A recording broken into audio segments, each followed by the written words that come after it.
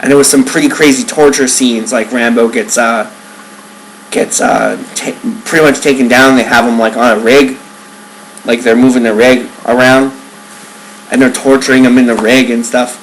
I think there's like a 12-page treatment online somewhere. It's called Robert Rodriguez Rambo 4. No kidding. Sure, yeah. Robert Rodriguez had an idea for Rambo 4. I remember, of course, he had the idea for Predators, of course, yeah. Yeah. Oh, I'm just gonna...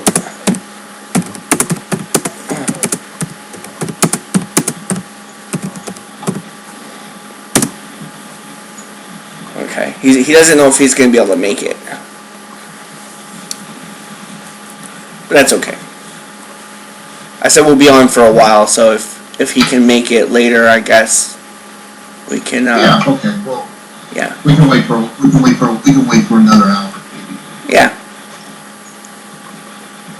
If he needs some supporting Rambo stuff, what I could do is I could just cut some stuff together from this and send him an MP3, and then maybe he can use that.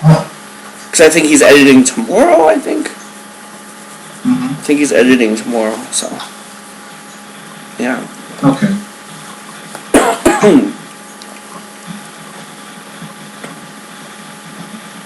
So Blood's moving along. Oh, great. How's that going?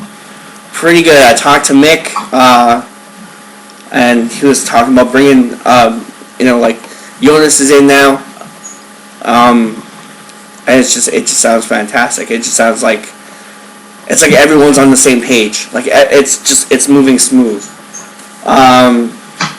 So it's really cool. I talked to him when he was on vacation, and I didn't have time to send him like the overview. Because I was running around. I was in Connecticut, and I came back and running around and with work and everything. So pretty much, yeah.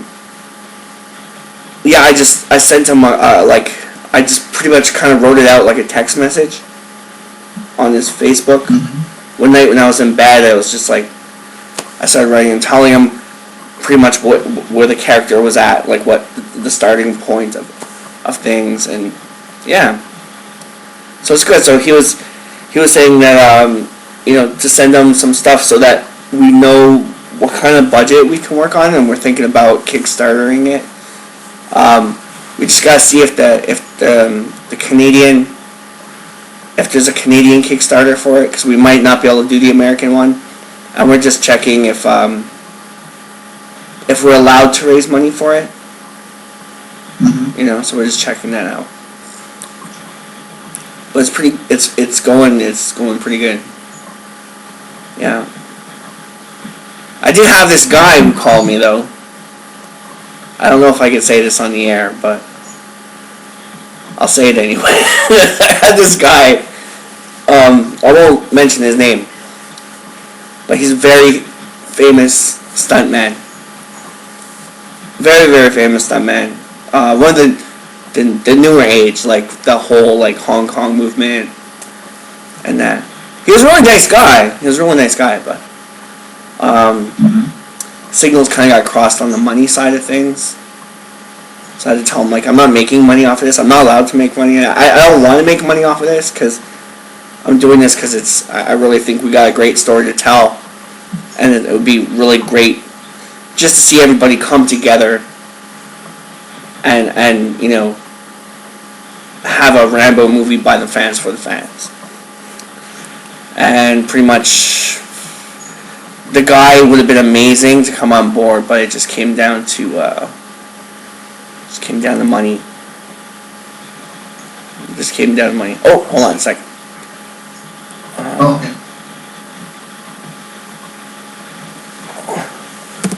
I'm just gonna write to him. MP3 site and tonight want to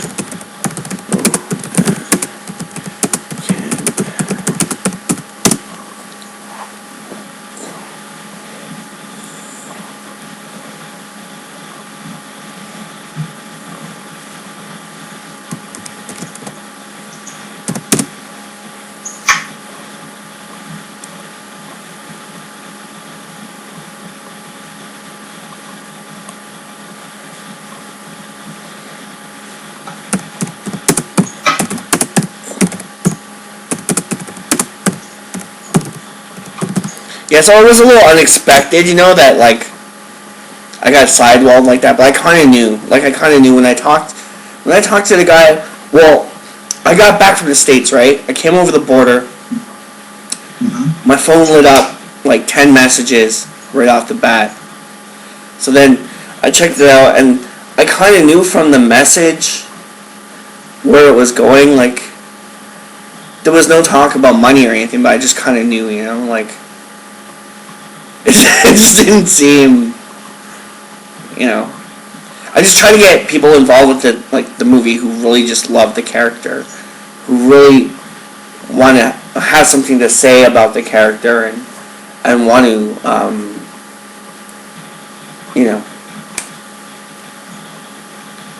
a labor of love, so to speak. Yeah, like supporting Rambo. You know, I know we're gonna have to do it shoestring budget wise, and we're really gonna have to get people who love it, who are just like in love with the concept, because that's the best way to go, man. Oh, indeed. Yes, indeed. That way it gets made properly. Everybody takes their time with it. Because we have people who are going to be playing like 5 or 10 different people, just on Blood. We're going to have to dress them up differently per take. I'm trying to do this thing where I'm like, I have a lot of people not shown from the front, always shown from the back, so we could change their hair and stuff, and like, you know, because there's gonna be like the tree scene, for example. Rambo's in the tree, and he's hunting. It's the beginning of the movie. He's hunting people down, and like three remaining soldiers run out. Boom! They're taking off. They're running down, and he's in the tree, and he's like, whew, he's sniping them off one by one. And like first one, I think it comes down and he has one arrow left, and he shoots the guy. The guy gets hit, the guy goes down, bam, the 2 other ones are still running.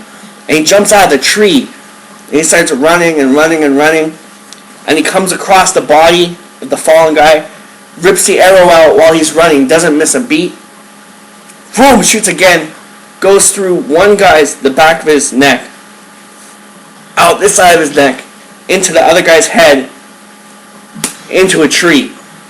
Bam! Like, stapled to the tree, you know? Love it. So I'm trying to figure out ways to film people that we can use the same people over and over and over and over, you know? I remember what you said about finding other people. Maybe I can get some people from my college to see if they're interested. Mm-hmm. Like the same thing with supporting Rambo, getting them involved. Yeah. It would be cool because we'll probably film it in Chicago, right? That makes more sense or like near you. Yeah. Yeah, absolutely. Because I have some areas in mind for it. I do have some areas around that we can use. Yeah, that would be amazing. That would be like super, super sweet. Absolutely. Okay, so Craig will not be joining us. I just heard from him. But that's okay. We'll cut some of this up and we'll send it over to him. Okay. And we can take our time with it.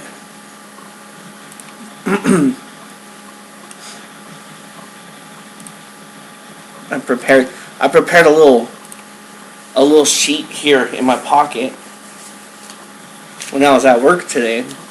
Actually, I prepared this yesterday.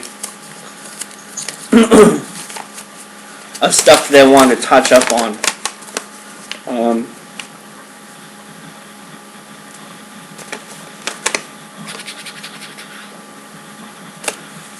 What's the time at here? It's at 24:47. Okay. I'll get into this one when it's time. Okay. But yeah, supporting Rambo, man. So this one will be coming out, on the 23rd, which in essence is the 3rd act of the movie. The 23rd. of January 2008. So this is, wait, 8 to 9, 9 to 10, 10 to 11. This is what, 7 years? 7 years since Rambo 4. Okay, I think 3, 4, 5, 6, 7 years now. Yeah. 7 years. So Supporting Rambo takes place 7 years ago. No, it takes place. The storyline takes place while the release of Rambo 4. Yeah. And it kind of deals with the stuff going on today in Hollywood that was going on at that time about going on like with ageism and generational issues and entertainment versus art and stuff like that, and it really captures around those issues about because it's about how Rambo's return by the 4th movie kind of creates some attention that how some older people are excited and young people are against it, and it kind of creates that generational tension between different those diversities, I think that is called, and it's an issue that no one talks about much.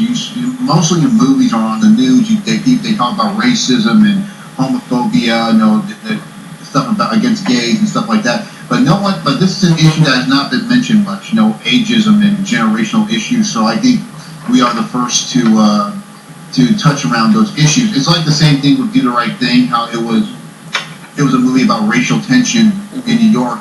But this movie, Supporting Rambo, is like Do the Right Thing, but instead it deals with generational tension about age.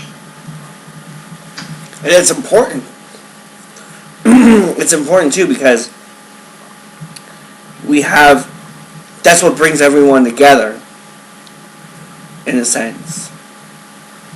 Because we know, all the characters know how good that one thing was when it was before.